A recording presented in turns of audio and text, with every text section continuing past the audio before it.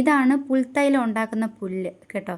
ഇതാണ് പുൽത്തൈലം ഉണ്ടാക്കുന്ന ചെമ്പെന്നാണ് പറയുന്നത്. വലിയൊരു വീപ്പ പോലത്തെ ഒരു സാധനമാണിത്. ഇതിനകത്ത് നമ്മൾ വറുത്തുകൊണ്ട് വരുന്ന പുല്ല് ഇതിനകത്തേക്ക് കുത്തി ഞെരുക്കി നല്ലോണം ഇറുക്കി ഞെരുക്കിയതിന് ശേഷം നമ്മൾ നന്നായിട്ട് ഈ അടപ്പ് വെച്ച് നന്നായിട്ട് ഇറുക്കി അടച്ചു കൊടുക്കുക.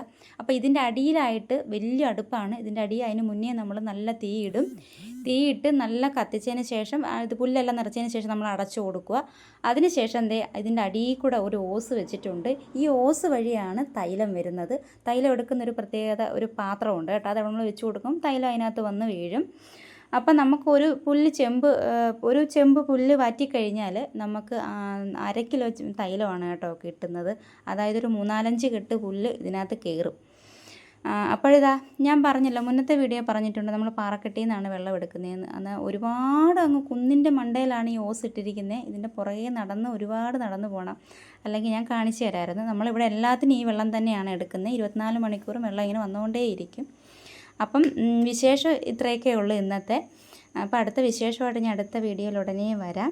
അപ്പം ഞാൻ ഓമയ്ക്കൊക്കെ പഴുക്കാറായിട്ടുണ്ട്. പഴുക്കുന്ന സമയമാകുമ്പോൾ ആനയ്ക്കറിയാം, ആൾ വന്ന് ഇത് പറിച്ച് തിന്നോളും. മിക്ക ദിവസവും രാത്രി 2 മണിക്കൊക്കെ ഇവിടെ കാണും കേട്ടോ. അപ്പോൾ ഇത്രയേ ഉള്ളൂ. Okay, by.